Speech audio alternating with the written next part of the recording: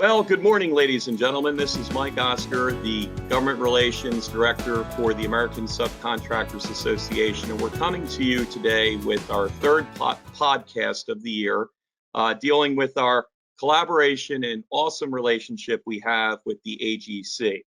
And today I have with me Jordan Howard, the Director of Federal and Heavy Construction Division at the Association General Contractors of America. Jordan and I have been working together on a lot of different lines, fighting many of the similar battles, our legislative priorities up on Capitol Hill for the last several years. And I'm very happy to have Jordan with us. I consider him a friend, a colleague, and an expert in a lot of these legislative issues and regulatory issues as they come down the pike, specifically in procurement related matters, as we deal with them both in the halls of Congress, with members of Congress, with congressional staff, and as well as the regulatory agencies that are impacted by these procurement issues. And as we try to explain to them how relevant they are to not only the construction industry, but the subcontractors and general contractors. So Jordan, it's a great pleasure to have you here today. Defer to Jordan just 1 minute, but just to give you clarity on the AGC is the leading association for the construction industry, representing more than 27,000 firms, including over 6,500 of America's general contractors and over 9,000 specialty contracting firms. More than 10,500 service providers and suppliers are also associated with the AGC, all through a nationwide network of chapters. So, ladies and gentlemen, a warm welcome to Jordan Howard, a colleague and friend. Jordan, good morning. And today is, just for clarity, is Thursday, May 20th, 2021. Jordan, welcome. Thank you, Mike, for inviting me here. I appreciate that. So we just have a few questions. We want to keep these podcasts short and sweet because we know many of our members, whether they're ASA members or AGC members, are very busy. And I indicated the date because this is the time of year, especially when construction is definitely full throttle. So with that in mind, could you tell the audience a little bit about the working relationship between ASA and AGC? Yeah, absolutely. I mean, it's a great relationship. I think we're probably as close as general contractors and subcontractors in the field. Oftentimes your success is our success and vice versa. On a personal note, ASA was probably the first association I was introduced to when I joined AGC, and we've worked closely ever since. And while the name is general contractors, we have a lot of subcontractors in our association. So oftentimes your members are our members and our members are your members as well. But that close collaboration, I think, really helps make for a finer tuned argument and representing the construction industry as a whole. We meet often. I talk to you, Mike, frequently, if not weekly. We meet annually, at least in person, at the very least. And so, we cover a wide range of issues that affect our members. In reality, it's probably easier to list the things that we disagree on as opposed to the things that we agree on, because there is so much crossover, and the issues that we face impact our members, and it's something that we work very collaboratively and diligently to represent the construction industry. We're also part of several coalitions together as well. Some of those folks may not know, but in Washington, D.C., associations typically will band together and work towards common goals, and that's something that ASA and AGC has done for a very long time. Without a doubt. There's definitely something to add on to your line. We've worn out a lot of shoe leather together, walking the halls of Congress, meeting with members on both sides of the aisle, again, just representing common ground, common issues. And so I totally agree with you on that. Let's dig a little deeper, though. What common ground does ASA and AGC have that we can grow together to benefit both associations and our members? Yeah, absolutely. So, Mike, you and I deal a lot with Congress and the federal agencies. Typically the guidance and rules and regulations that come out of Congress and the federal agencies impact businesses. Oftentimes you'll see any sort of new ideas that Congress have first be applied to federal contractors, and then you'll see the private sector oftentimes mimic the federal contracting realm as sort of a best practice to follow. So I think our close working relationship, our ability to educate the decision makers, I think are key. And, I think in this time, and especially with all the activity on the Hill and the transition to new leadership, both within the White House, Congress, and federal agencies, working together to educate those decision makers is probably more important than ever. Yeah, and I would agree with you on that, because I know that people hear from outside the Beltway, everything is one party controlled by the Democratic Party, but actually that doesn't blindside me at all, because the reality is that the margins are razor thin. You got a 50-50 Senate. In order for you to overcome a filibuster, you got to bring over 10 Republicans, so that's challenging in itself. And then the divide in the House is extremely close, with over 220 plus members on the Democratic side, but the Republicans have roughly 212. So whenever you get over 200 in a minority party, and that is the Republicans, you need 218, because there's 435 members of the House, so you need 218 to get to the majority. So Speaker Pelosi is going to have to, because she's not always going to have control of her caucus, no disrespect to her leadership, but just the ideological differences are still there within her caucus, just like they are with the Republican Party. And so she's going to have to bring over Republican members. So for our issues, in many respects, and I think you would agree, they're very non-ideological. They're procurement related issues. They're issues that are, how do we get paid on time? How do we look at all the measures that are contractual in nature, in statutory, that is legislative language, or at the regulatory side when they're implemented? How can we get through that process in order to keep it simple, so the contractors that are listening to this podcast or their employees can ultimately get paid on time, and know at the end of the day that their performance matters, and it's taken in consideration. And we try to very hard, let these members know and agencies know the relevancy of their industry. And infrastructure is top of mind right now. And it has been for several years, and they're going to be recipients of the actions that Congress will take over the next several months, or perhaps next year or two. Okay, so moving forward on that, thank you very much. But you mentioned our collaboration, and to that end, ASA and AGC collaboratively work together on a host of legislative issues, and we are members of the Construction Industry Procurement Coalition, the CIPC. And for those of you who are avid readers of ASA Today, I mention the CIPC very often because, again, it takes a village and it takes a majority, and a lot of times, of groups that are on the same page to get things moving forward in Congress. And I just spoke about that dynamic a few minutes ago. So the CIPC is a broad-based coalition of more than 15 industry and professional organizations engaged in nearly all facets of the built environment, who advocate for common sense changes to federal procurement statutes and regulations to benefit businesses of all sizes, the federal government, and obviously the U.S. taxpayers. With this background, I would like to ask you, because Jordan, I really got to know you through the CIPC, for all things being equal. And in my opinion, you are you have the title, or at least the, I guess whether you want the title or not, you advocate for, or you control the title as the moderator of the CIPC, at least in my mind. And do you think that it's effective on Capitol Hill? And could you provide a legislative example of what the CIPC has worked on that has been helpful to both of our memberships, whether we subcontractors or general contractors?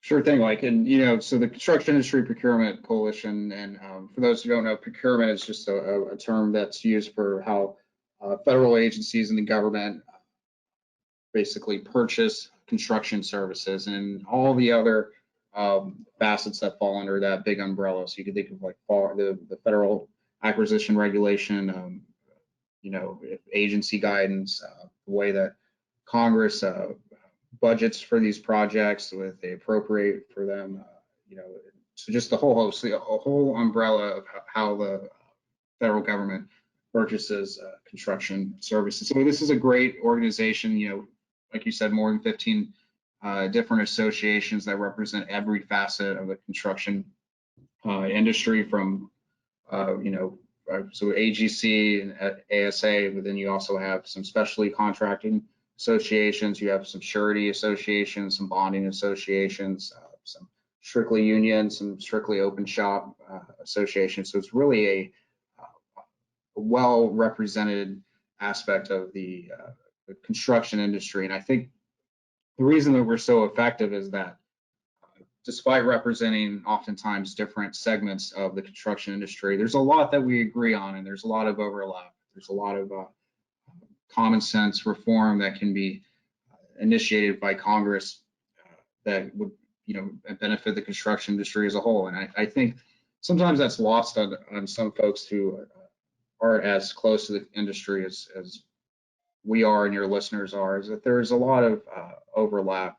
And construction's really a team effort, and this same is true for our advocacy that we have for these ideas. So just a couple ideas. One, it's just the sheer scale of our association, our coalition. Having 15 different associations, you're able to cover more ground. You're able to talk to more members of Congress, more members of the federal agencies. You're able to demonstrate that any legislative idea is really represented and supported by a broad segment of the industry that represents every facet you can pretty much think of. So, just a couple of recent success. One was a complete ban on reverse auctions in federal construction. That was significant. This was something that we had fought for a number of years.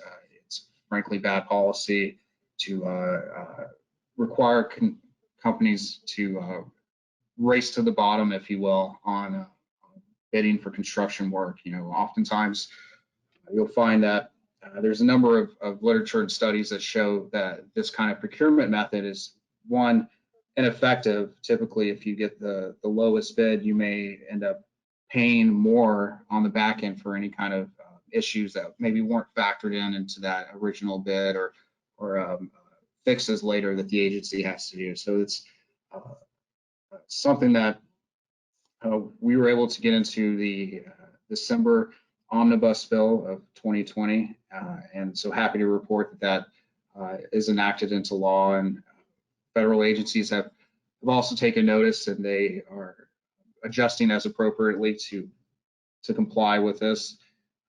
And frankly, in my own opinion, it's a bad faith, bad idea to make your construction partners race to the bottom on your bids. Another issue that was very important to my members, and I know your members, Mike, is change order reform, or some people call it contract modifications. Yes, yep.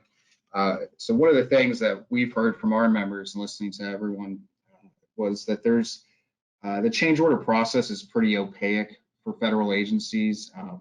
Oftentimes the construction projects for many companies are, there's a very thin margin of profit, right? So you really have to be well-tuned and sort of know how to execute appropriately in order to make a profit. Well, one of these things that kept coming up in our conversations was just contract modifications, and how these change orders were, no one really knew what the agency's policies were. In fact, in talking with some of the federal agencies, they didn't even know what the policy was, or if they had one, period, or how long were these change orders taking to be processed.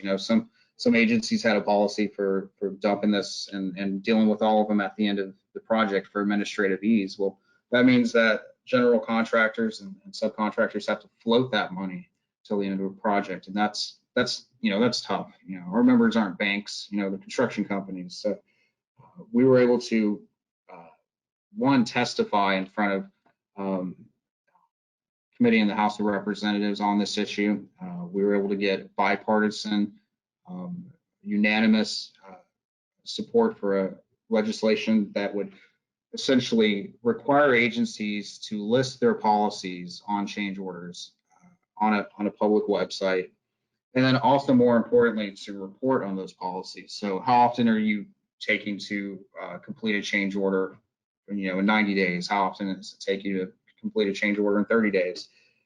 And so really, I think it's been a sea change among the agencies that they have to begin to address this and figure out, hey, this isn't an important issue for our partners. How do we get our hands around this and start tracking this and making it more efficient? I could say that, in my conversations with federal agencies, I've been very pleased with how serious they've taken this and sort of the efforts that they're making. But that is typically one way that, I think that's a great example of how it benefits all segments of the construction industry, right? So Sure. if GC is not paid, the sub's not paid, if there's some sort of default, then the bonding and surety folks have to come in, and it's a great example of how a little bit of transparency can help the industry as a whole. And then if you permit me, just the day-to-day issues that we deal with, for instance, while we're seeing a lot of big trillion-dollar omnibus bills in the headlines, something that may not be in the headlines but is just as impactful on your members and my members and other folks in the construction industries, the National Defense Authorization Act, right? So this is a bill that has been passed every year for roughly 60 years, and it's something that Congress is very proud of enacting every year. But that comes at a cost. Sometimes it becomes it's many thousands of pages, right? So sometimes it does become a Christmas tree for initiatives that may not relate to defense.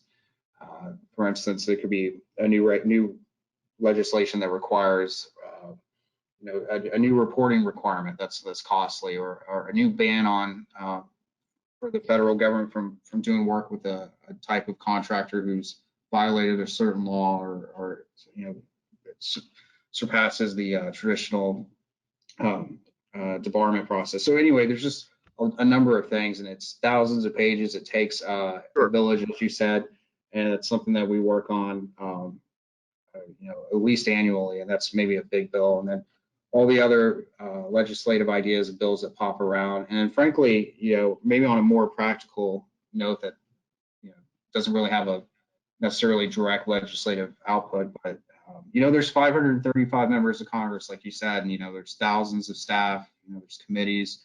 I think this coalition works great with kind of keeping each other up to date with the folks that move or promoted or have left, or if they're changed committees. I think that communication is important. Absolutely. I don't disagree. And, I don't want to get into it today, but a lot of times, and I know contractors have said this to me, gosh, it takes forever, but, it does. And some legislative initiatives take some time. So on the issue of reverse auction, and we've talked about that a lot, at those of you who are in the ASA community, we've talked about our annual meeting, we've talked about it at various board meetings, at the Governmental Affairs Committee. So I really thank everybody who was involved in getting that passed, because that ban is very, very important. But that had been around since as far as I'm aware, back since 2003. So it took almost 17 years.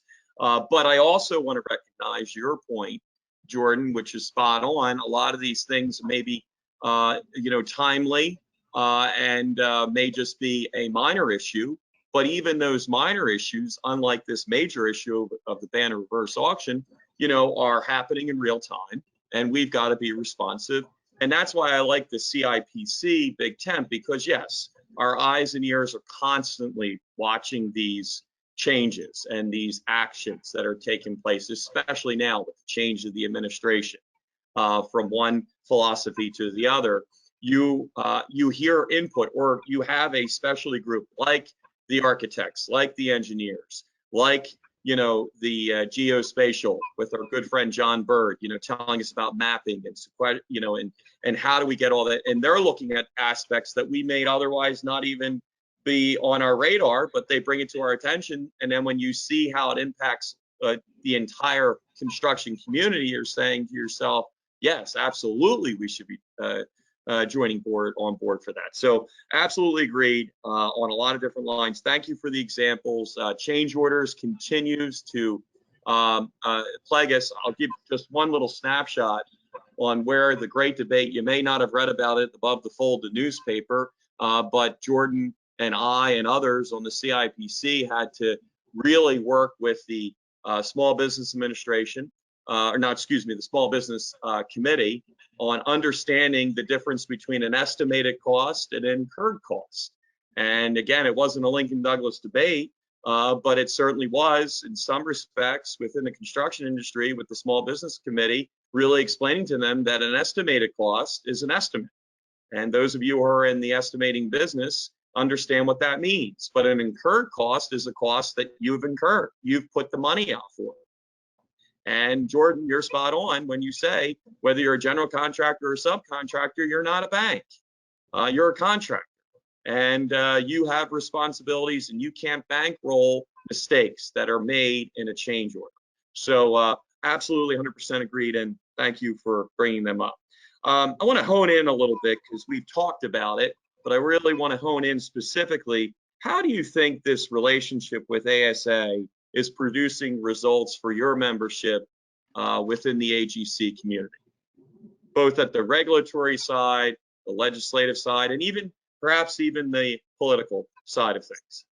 Absolutely. I think the partnership's been critical, and especially in the federal contracting realm, which I think is much more complicated than maybe the private sector. But on both private and federal sector, I think our partnership with ASA it's been key. While we do have some subcontractors as our members, you guys are really the representatives of subcontractors. And I think the voice that Mike, you and others at ASA share is critical for this conversation, because you guys will bring up a point or make an argument that frankly, like I hadn't thought of or heard from our members, and I think vice versa. And that kind of back and forth dialogue helps craft a more coherent policy that we want to bring to Congress or the regulatory agencies. And frankly, it's what's good for one group is good for another almost all the time. Like I said that at the very beginning, it'd be easier to list the things that we disagree on, which is a short list, than we agree on. And working together on that united front, I think makes a big impact, because I think there's a misconception out there that just because we're the general contractors in our name and you're the subcontractors, that there's some sort of rivalry, which, well, it couldn't be further from the truth. There's so much overlap that we work on. And I think when we go to those Hill offices or those federal agencies, there's, I think, a little more weight to the argument that we have. And when you sit next to each other and say, look, we both say that this would be good for the construction industry as a whole, rather than one of us sort of making the argument. And so it is difficult in Washington, D.C. to produce results, in the sense that there are a lot of competing voices out there that are reaching out to members of Congress or federal agencies saying, pay attention to me. And so it's really the arguments that are the most coherent, well thought out, well articulated, that I think really gets members of Congress and other decision makers to listen. If you can come to their office with a clear plan that's written out, and you can just hand it to them and say, look, we think this is a good idea, they're much more likely to follow through and to listen to your argument than maybe sort of the squeaky wheel Sure. without any sort of work product. So yeah, I think it's critical. It's a long answer, but no, I appreciate that. And oftentimes too, people's understanding of a general contractor, and when I say people, staff and members, have a perspective on a general contractor that might be dated back, say, what we would define it back in the early 60s or mid to late 70s, and that has changed, and your role has evolved, our role has evolved, and legislation has evolved as well, because sometimes in legislation they use the term contractor, and they may not specify the prime or the sub. I know we see that a lot at the state level, but sometimes we see that at the federal level. Sometimes even we see that at the within the federal agency. So again, if it's contractor, that includes both of us. So thank you very, very much for that answer. Moving a little bit forward, just in the conversation about infrastructure, it is in 2021, new construction projects are expected to stabilize and return to low growth. Again, that's constantly changing, but new construction industry jobs are expected to grow by almost 2 million in 2022. How can we legislatively prepare for that growth? Yeah, absolutely. And, as of this recording, the construction industry is still roughly 200,000 jobs below its most recent peak in February of 2020. So just before the pandemic really started. And I think that's important. Construction jobs and the industry typically lag both coming in and out of a recession, right? So contractors oftentimes will feel it last, and then once the recovery starts, they're still continuing to feel that impact. So I think it's important that we remind the decision makers and legislators of this.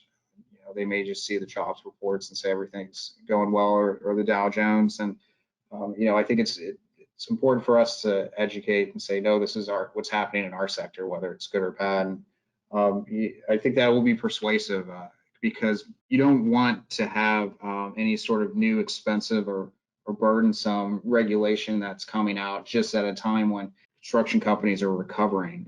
That could hurt job creation, that could stymie economic recovery.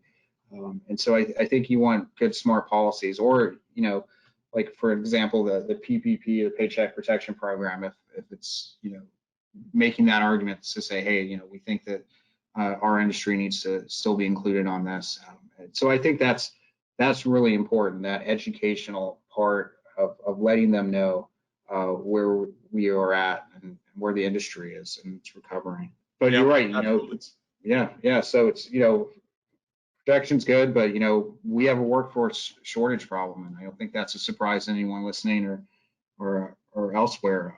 We do have to invest in career and technical education. We have to, construction's a very complex undertaking, and we have to have those skilled workers to be able to fill those jobs. And I think one other thing is important is that, Congress needs to make sure that they pass budgets on time, and the money is very consistent, right? So, like, as you and the listeners know, infrastructure projects and construction in general, it's complicated, right? So you have large numbers of workers, often heavy equipment. You have to get supplies. Sometimes they're from abroad. You might have strict work schedules, or when you can ingress and egress out of certain areas. So it's very complicated, and so you need that predictability. And I would say making the case to agencies and Congress that if we're having continuing resolutions, if we're having late budgets, if the projects can't come out, really it creates sort of a boom and bust within the process, and it's disruptive and less efficient. So I think that's what we can really do is educate and advocate for to ensure that we have this job growth and that we have the workers there to build our nation's infrastructure. Absolutely, absolutely. And you make a very good point, because oftentimes I was just down visiting with, I say just down, it was back in October, but I was on the phone with their executive director for our chapter in Louisiana, and unfortunately, they're incurring yet again flooding conditions. And when I went in October, we had Congressman Graves come and visit with the chapter, the Baton Rouge chapter there, and a lot of it dealt with disaster declaration funding. And the issue is that until that declaration is made, that funding is held up. But again, that funding also can be held up because it could be attached, to your point, to an omnibus bill, because we couldn't get the regular appropriation, that is the regular order, to get budgets passed for each individual agency through the Appropriations Committee. I'm not trying to get into much Washington speak for the people listening to us. But when things are held up, again, that becomes an issue for our contractors on both sides, because again, they're prepared to do the work, but if the funding's not there, again, who's funding that project? And oftentimes it's our guys and gals that are in the industry doing that. So to your point, timeliness is important. Delays, have an impact, and we've got to be prepared for that as well. Moving forward, this will be the last and final question. I'm very excited, and I know you were a big part of it as well as I was, and we had several of our members, participate. But on April 22nd, we were able to officially launch the Congressional Construction Procurement Caucus, led by Representatives Peters from California and Stolberg from Minnesota. Yes, from Minnesota, sorry. And bipartisan, Republican and Democrat. They both gave very good talking points, why they want to be involved in this congressional caucus, why this congressional caucus is so important. And I believe, for me, the reason that it's going to be so important and a vehicle for a lot of our issues is because not every member of Congress or congressional staff has an extensive understanding of the construction industry.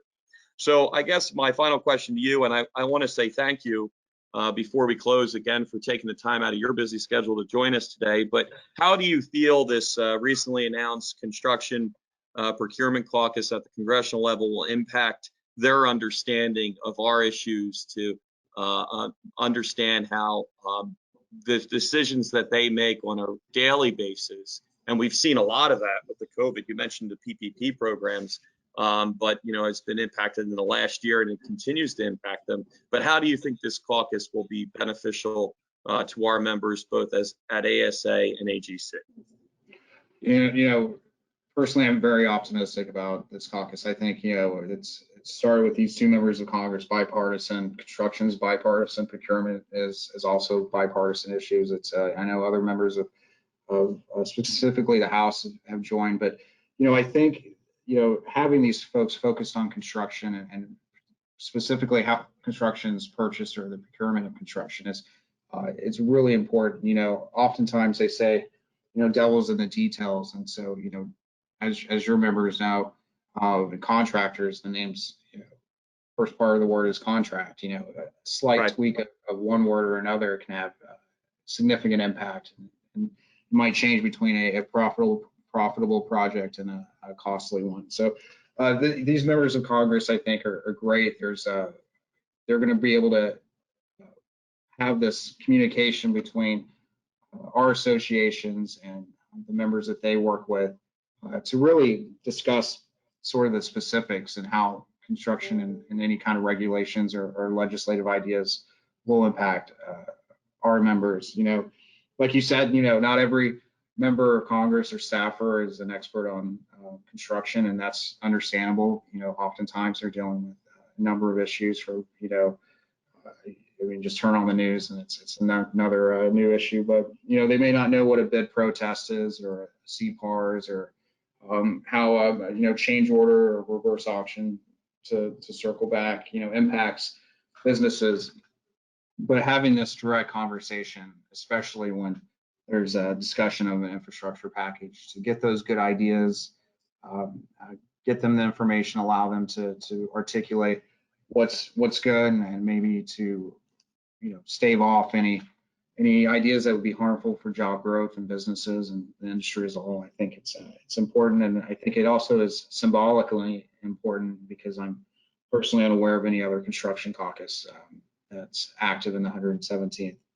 Understood. Well, thank you. Thanks very much, Jordan. I look forward to our continued relationship. I look forward to the battles ahead of us. And I want to thank our audience today for tuning in. Again, we'll be having these podcasts throughout the year, and we continue to appreciate your input, your listening to them, and I wish everybody a safe and healthy spring and summer, as I know this is high in the construction industry, and we'll be in touch soon. So thanks very much, and thank you, Jordan, for joining us today. Thank you. It was a real pleasure.